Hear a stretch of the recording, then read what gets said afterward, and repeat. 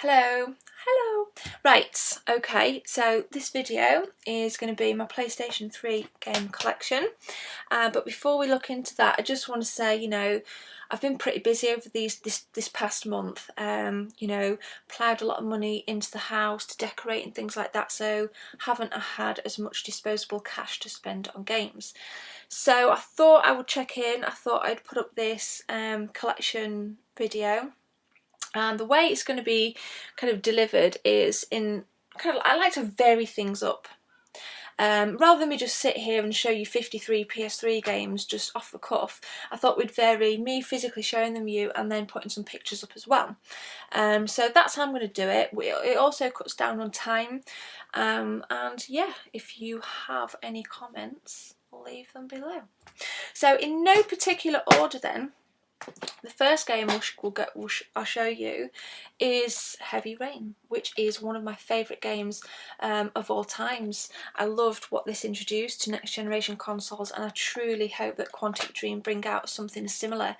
I've just started playing Fahrenheit on the PlayStation 2, and whilst it's not as rich in story, the basic principles are there. So that's a massive thumbs up for me.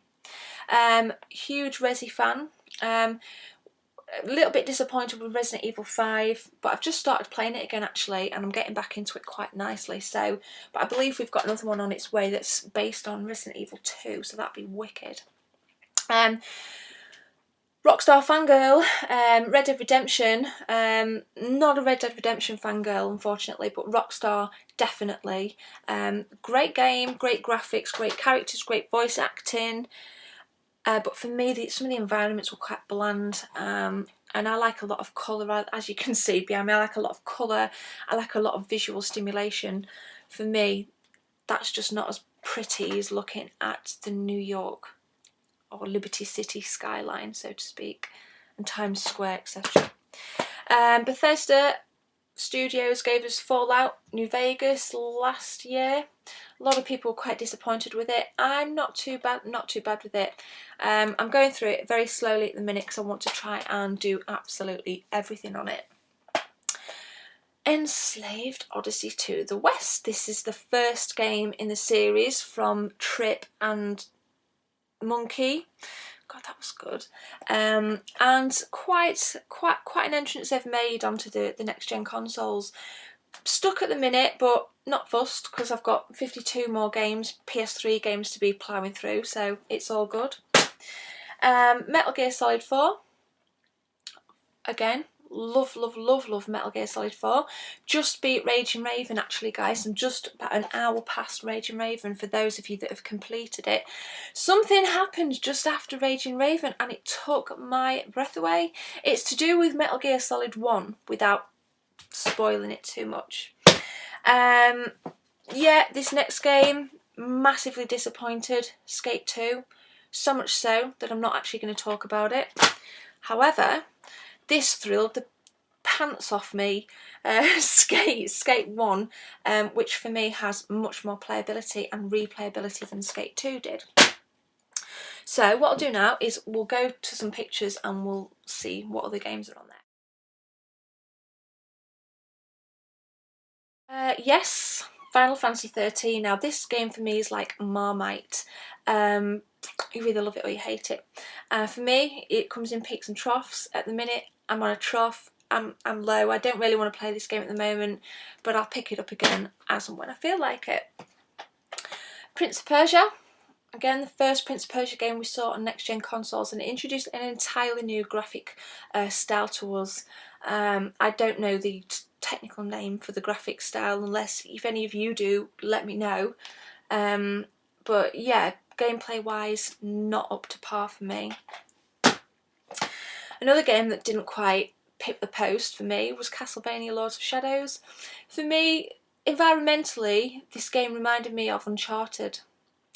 Movement of characters, etc. reminds me of Prince of Persia, and graphically it reminds me of Uncharted. Environmentally it reminds me of Tomb Raider. Character wise it reminds me of Prince of Persia because of the way the characters climb, move, jump, etc. But it's too difficult. Another sketchy RPG in this pile here. Very bitty menu systems, great gameplay, terrible graphics. Your character doesn't even have a voice, which it can be a nice touch, but unfortunately this lacks polish, so we'll leave that. Another surprise for me was Batman Arkham Asylum. Wasn't expecting much, and the only reason I actually bought it was because it cost me £19.99 brand new. Popped it in, never looked back. Now, possibly for me, one of the most underrated games on the PlayStation and Xbox, I believe, ever. And that is the Orange Box, because this beauty really is value for money with 5 games in here. You've got Portal, you've got Team Fortress 2, which is an amazing, real fun online multiplayer game. You've got Half-Life Episode 2, no, Half-Life 2, Half-Life 2 Episode 1 and Half-Life 2 Episode 2. It's a bit of a tongue twister. So for 40 quid, or pounds, so to speak, you're getting 5 games. Can't lose. Just completed Singularity. And Steph2Def, I believe, tweeted a couple of nights ago that she couldn't believe she'd gave this one, she passed it up, you know, and now she started playing it, she's really enjoying it. I love this. Really nice weapon customisations that are available to the player. I'd definitely go back and play this. I love it. I absolutely love it. Okay, so we're well, nearly 7 minutes in, so let's take a look at some more pictures. Okay guys, this next game is a game that I've only had an hour's worth of gameplay on, and the reason is I want to complete Dragon Age before I get into Dragon Age 2. So far the menu systems are totally simplified. Well, they're really simplified and streamlined. They've cut a lot of shit out. Your character now has a voice, and graphically it's a lot better. If you're in the mood for some mindless fun and you don't want to be thinking and solving puzzles, I picked up these 2 games for £2.99 each. My cat's at the window. Hello! Oh god. NBA 07 and NBA 08. Can't go wrong for 3 quid each. My preference of the original is this game. I actually prefer this game than I do Red Dead Redemption, because it's more fast paced, the zombies are quite agile, and you know, it's kind of edge of your seat stuff for me. Hang on, pencil, I'm coming!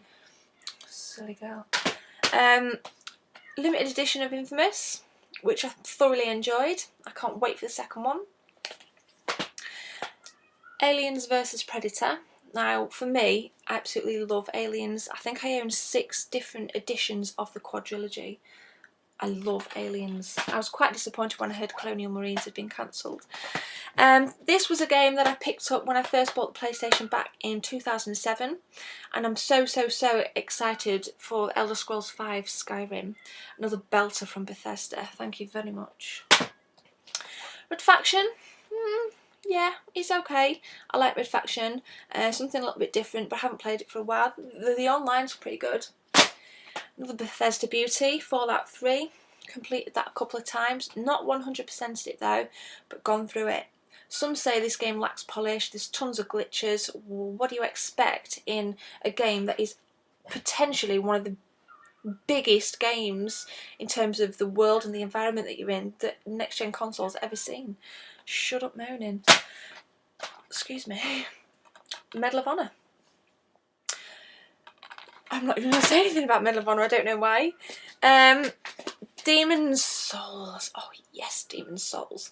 The Black Phantom Edition. Now, I talked about this on a video called Games I'm Playing #1.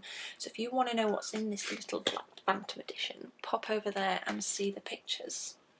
Quite difficult, but I know a little trick or two to make it a little bit easier. Replay the first level. Keep replaying the first level. Collect tons and tons of souls as you're playing through. Come out of it, replay the first level again, and keep building loads and loads of souls up to buy lots and lots of shit when you're back in the place where you buy shit from. That's what I've been doing anyway. Borderlands in the slipcase. The game's upside down, but hey ho. Civilization Revolution, which I'm a huge fan of. I actually wish Sid Meier would release more of these on the PlayStation 3 and Xbox, but unfortunately this is the only one. It's a damn good one at that, quite cheap at the moment. And Fear 2 Project Origin, which for me wasn't as good as its predecessor, which you'll see on the photos, the rest of the photos in a minute, but still a damn good game to get your teeth into. The minute I'm absolutely sick and tired of first-person shooters. We definitely need something new on the scene. You know, there's that much crap out. I've actually bypassed a lot of games at the moment, like Crisis 2 and Homefront, because I'm just sick of them. I'll wait till they come down in price and, you know, get a little bit more value for money.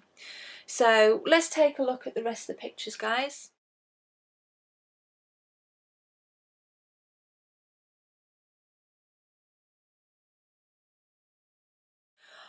Okay, so that's it. This is my second time recording this because it bloody didn't record the first time, so I was talking into my MacBook that wasn't even recording. Yeah, and I'm going to pop off and sunbathe now, so I'll see you soon. Take care.